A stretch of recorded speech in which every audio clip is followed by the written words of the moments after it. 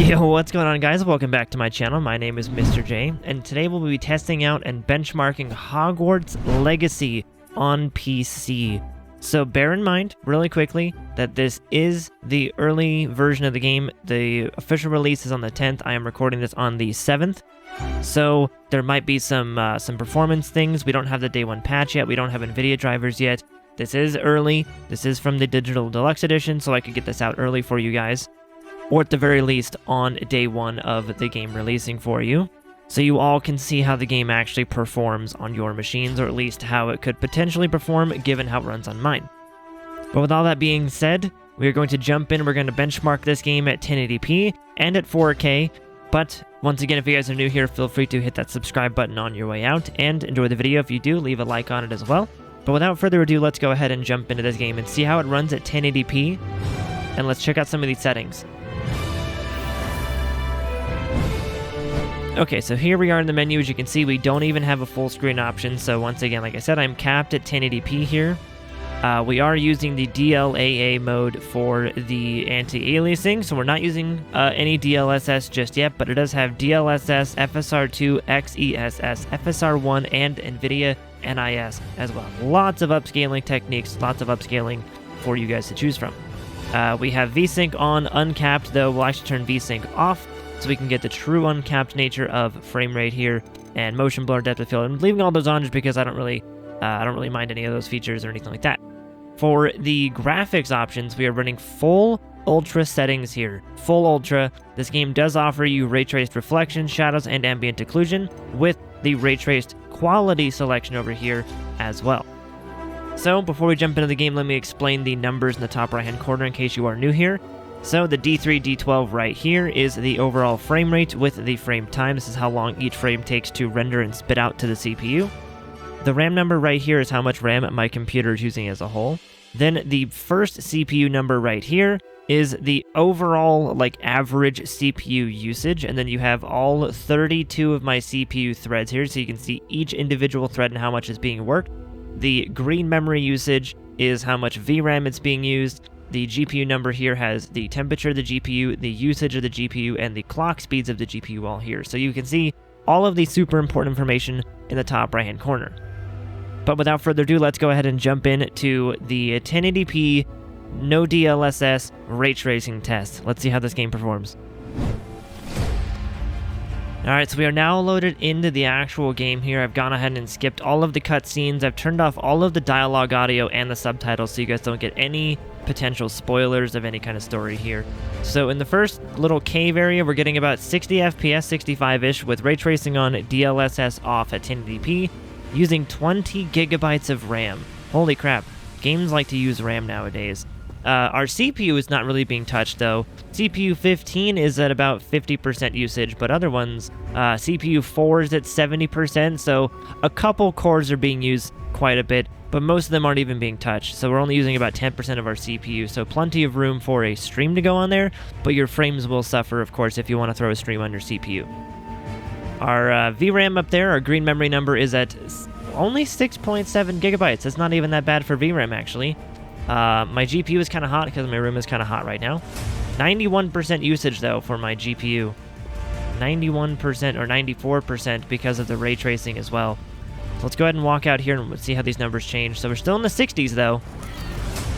But I gotta say, 60 FPS at 1080p is not the greatest. Okay, so looking out over this cliff here, you can see we're getting about 80-ish FPS, 70 to 80, somewhere in that range. We are still using about the same amount of VRAM, same amount of CPU. Nothing has really changed for the amount of stuff we are using here, but let's go ahead and see what this scene runs like with DLSS turned on, with ray tracing as well. Alright, so in the same exact scene here with DLSS turned on to quality, we're now getting somewhere in the 90s. That's not too bad at all. Not too bad with the lows being like 87 I saw there. Lowish being like 87. That's not too bad, actually. And of course, DLSS at 1080p, I don't want to go below quality because it's not built for 1080p gameplay. It's built for 1440p and 4K, so quality is the lowest I'll ever go because if I go below that, it'll look like butt. So this looks pretty good, though. And the frames are solid. We're still using 13% of our CPU, 10-ish% now. So 80% of our GPU, which is nice because we're rendering a low resolution. Not too bad. Not too bad. Good VRAM usage too. It's not like completely bottlenecking our 10 gigs that we have on our 3080 as well. If we run forward a little bit, what's going to happen if we kind of go forward through the waterfall and stuff like that? Beautiful water technology. This game does run Unreal Engine 4? 5? 4? I think it's probably 4. So now we're getting about 100 FPS depending on where we look. Man, this is actually running pretty smooth with DLSS on there. Not even gonna lie. This is running pretty good.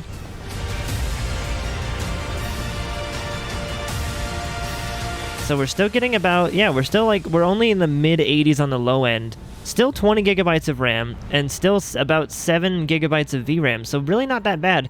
And 70 to 80% GPU usage. So if you want to throw a stream on your GPU with the NVENC encoder in OBS, you have plenty of room for that as well.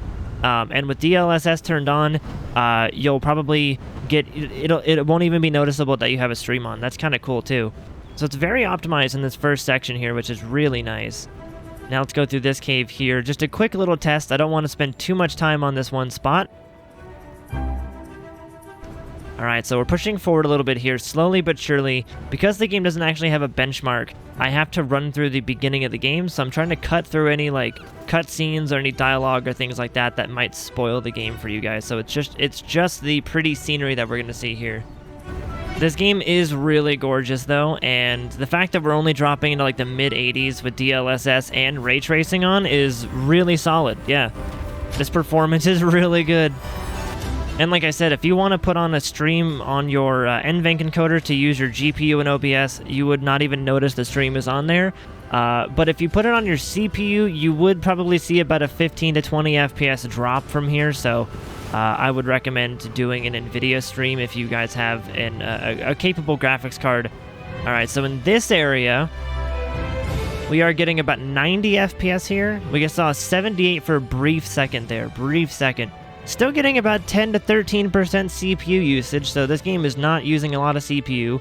We're only getting about 85 to, well, about 85% GPU usage as well, and only about 8 gigabytes of VRAM. So this game is not fluctuating at all. I think it's just because the same scene has been rendered the entire time. It is really gorgeous, and so far the numbers are boding well for the future. They are looking really good, and usually the intro is where like they really want to jam pack it full of detail. So the fact that it runs good in the intro is always a good thumbs up for me, at least. Looking back here at the start area where we just were, and you can just kind of see all the detail and how big this landscape is. So, and here's that same area without DLSS on it all and still ray tracing at 1080p. So we dropped from like the 90s down to like the mid 70s or so on average. So definitely turn on DLSS where you can, because it is very helpful and that doesn't ruin the quality too much in this game. It's a really good implementation of DLSS, so that's really nice to see. And of course, so we can run back to this water edge over here, this little cliff side, and check out the water, check out the foliage and everything. It runs good. It runs good without DLSS, but it runs even better with it. And of course, if you have like a 4090 or something like that, it's going to run beautifully for you. Beautifully. All right, so before this 1080p portion gets too long and too crazy, I'm going to actually cut to the 4K numbers here. If there is no 4K numbers in this video, then you know the 4K test was not possible because the game doesn't have a full screen option. Or maybe I can get some kind of trickery to run my monitor at 4K to see if this game will do that. So if there are 4K numbers, then I'll see you guys in there. But if there aren't, then I'll see you at the end of the video for the outro. Alright, so I did manage to pull some trickery in the game, and I did manage to get it to run at 4K because my monitor is now running at 4K. I am using DLSS on quality because already immediately the frame rate was like 20 whenever I loaded in, so it's now 40 whenever I loaded in with DLSS on quality, so we will probably only be testing with that on there. Maybe with ray tracing on and off, we'll be doing 2 different tests with those maybe, but probably all of them with DLSS on quality, because this game just does not want to run on a good frame rate without DLSS. Okay, so we did manage to get the game running at 4K here. We are running at 4K with DLSS on quality, ray tracing on, everything on ultra as always. We are getting about 40 FPS here with ray tracing on, 21 gigabytes of RAM, even less CPU usage because again our frame rate is way lower, and about 95 to 97% of our GPU, 8.7 gigabytes of VRAM though. That's not a lot of VRAM being used, so it's good for VRAM, good for RAM, but the frame rate is being limited heavily by the ray tracing that we currently have on. So let's walk out here and then turn ray tracing off real quick and see what we get instead. Alright, so now we are at 4K with ray tracing off with DLSS on quality, and as you can see, we are still using about 95% of our GPU. We're still using 8 gigabytes of our VRAM.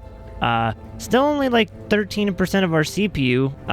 That's still not a bad amount of CPU to be using. I wish it would use more though, if it would allow me to get more frame rate. I don't know how that would happen, but I wish they would do that. We're using about 21 gigabytes of RAM, and we're getting about 65 to 70 FPS now. So if you don't care about like the fancy, 5% graphics that you might get from ray tracing, if you're not a ray tracing person, you can turn it off and get up to, looks like 4K 60 can actually happen. You might not hold above 60 every second of the game. You might drop to like 55 or something, but it seems like it's a pretty solid experience so far. So yeah, it seems like it's a pretty solid experience so far for having ray tracing off. It still looks like a gorgeous game. You can see the vista here with the or the oceanic view that we have here, rather, is just gorgeous. We're getting about 75 to 80 FPS, which is honestly a pretty decent amount of frames to get at 4K with a 3080. Yeah, this is pretty gorgeous. I gotta say, this is running really well. It's not as bad as Forspoken at all. Totally playable at 4K and gorgeous as well. You're not going to lose any visual quality by just turning off ray tracing. You can still play it ultra and get really good frame rates here. So I'm going to see if I can work my way down to that little castle building area over there to see if we can compare FPS between 1080p and 4K.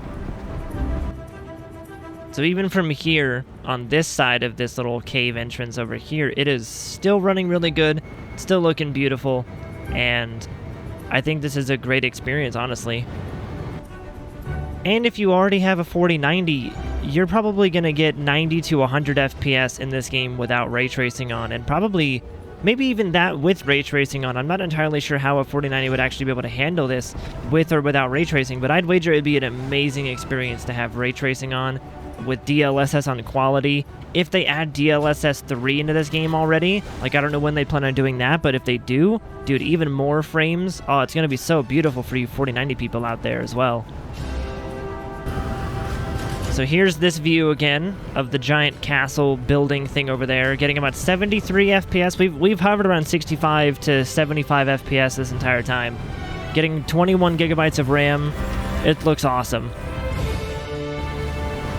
So and here's that other area. We're now getting 63-ish FPS on the low end. So we're still in the 60s though, without ray tracing on, with DLSS on quality at 4K. This is not bad at all, and still looks amazing. Like, the graphics are just phenomenal in this game. It is Unreal Engine 4, so that engine is a beast. The only thing that I would say is, like, running 95% of your GPU is better than, like, 99% like Forspoken was, but that's still kind of high for GPU. It would basically just mean you don't have enough room to encode a stream reliably on your GPU, but with the new 4090s, you might be able to. We'll have to see how that runs with a stream on there, but yeah. Alright, so that will go ahead and do it for this video, you guys. Thank you so much for hanging out. Thank you so much for watching. I greatly appreciate each and every one of you hanging out with me. Hopefully these numbers, hopefully this information is helpful to you guys to know if your computer can actually run this game. It seems like, honestly, it seems like it's a solid experience, especially if you're not trying to stream it. You're going to get pretty good numbers, and if you're trying to stream it on the CPU side, you're going to get some interesting FPS numbers, but if you're doing a GPU stream, then it seems like you're going to have a pretty good time. So, that was the 1080p and 4K FPS numbers for Hogwarts Legacy. If you guys do enjoy that, let me know with a like on the video. Subscribe if you guys are new. Come follow me on Twitch. We might be playing this game as well over there as well. But overall, this was a very solid experience, and I hope that it helped you guys with any kind of information you guys may have been wondering if your computer can actually run the game. And yeah, this game is gorgeous. I can't wait to play it, and I hope that you guys are enjoying it if you guys are already diving into it. So, once again, thank you guys very much for watching. I will see you guys in the next video. Thanks for hanging out. Bye, guys.